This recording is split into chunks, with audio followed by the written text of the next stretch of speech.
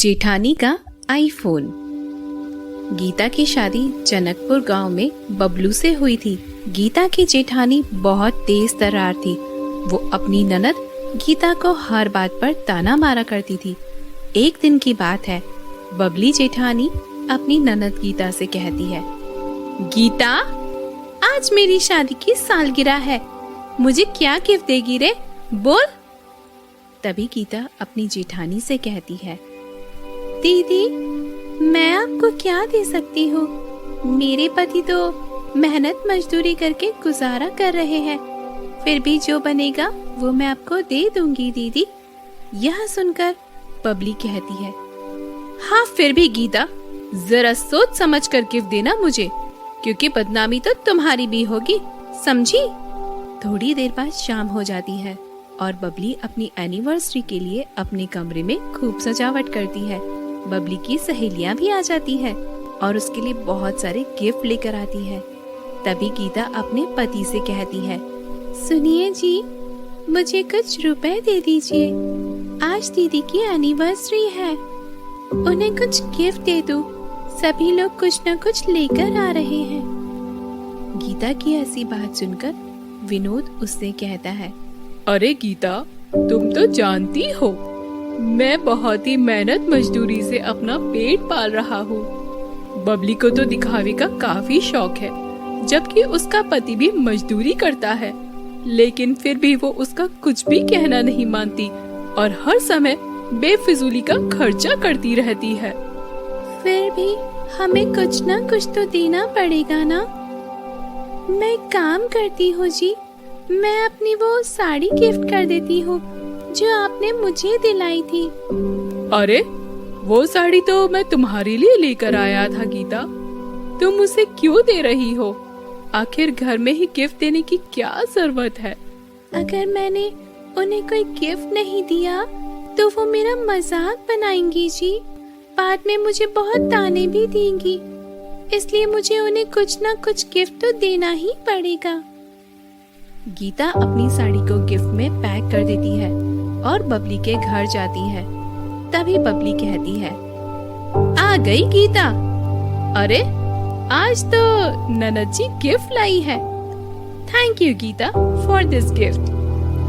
बबली और उसका पति एनिवर्सरी का केक काटते हैं। सभी लोग उन्हें गिफ्ट देते हैं।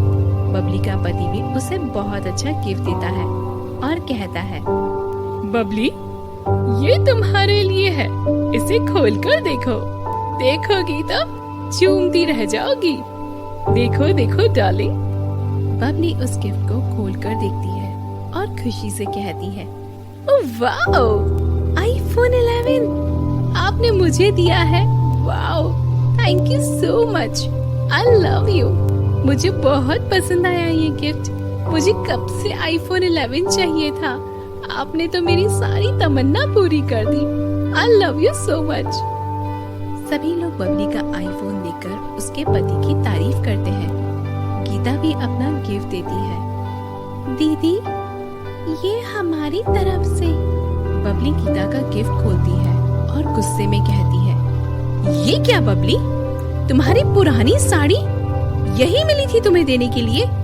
ये तो मैं किसी की मैयत में भी ना पहनूं।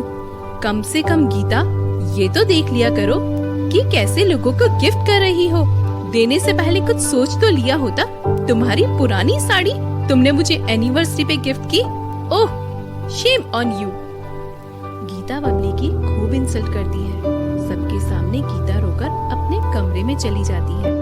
अगली सुबह बबली अपना आईफोन लेकर घर में नखरे दिखाती हुई कहती है, कुछ लोगों को तो शर्म भी नहीं आती कि क्या गिफ्ट करना चाहिए। देखा तो, मेरे पति से सीखो, मेहनत मजदूरी करके भी मुझे आईफोन दिया है उन्होंने। गीता नजर झुकाकर अपना काम करती रहती है और बबली अपने आईफोन से सेल्फी पर सेल्फी ले रही होती है। गीता कहती है, दीदी, ये दिखावट की दुनिया से आपको बाहर आना चाहिए और जितना हो सके उसमें ही खुश रहना चाहिए।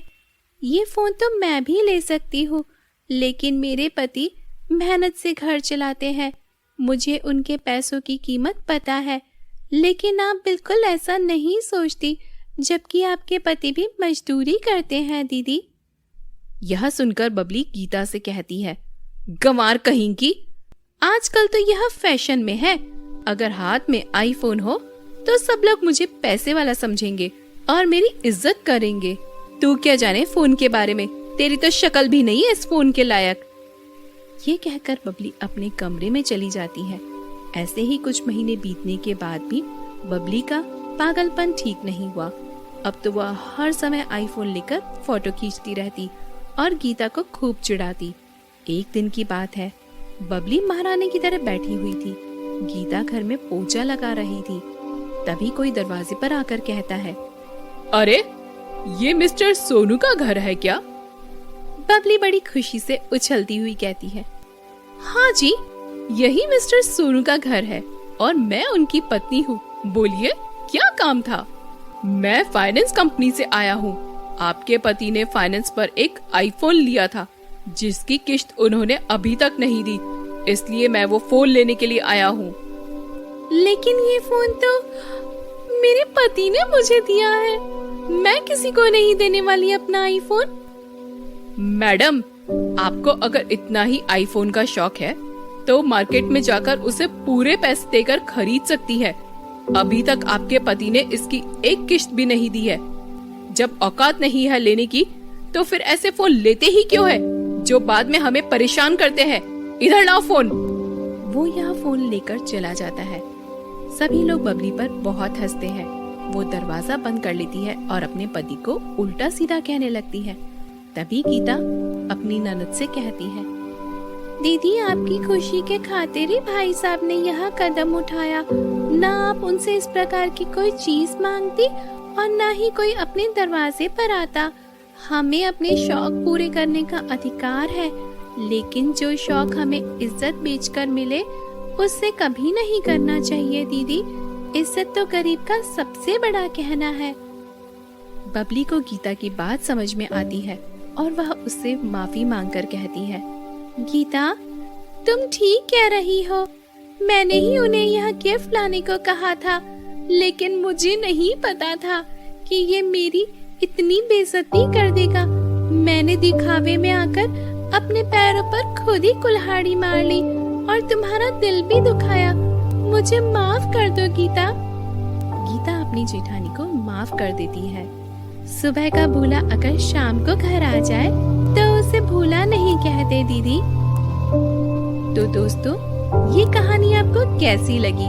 अगर हमारी कहानी अच्छी लगी हो तो ऐसे ही रोमांचक कहानियों के लिए हमारे चैनल को सब्सक्राइब करना न भूलें। जल्दी हम एक नई और कहानी लेकर आएंगे आपके लिए। तब तक खुश रहिए, स्वस्थ रहिए।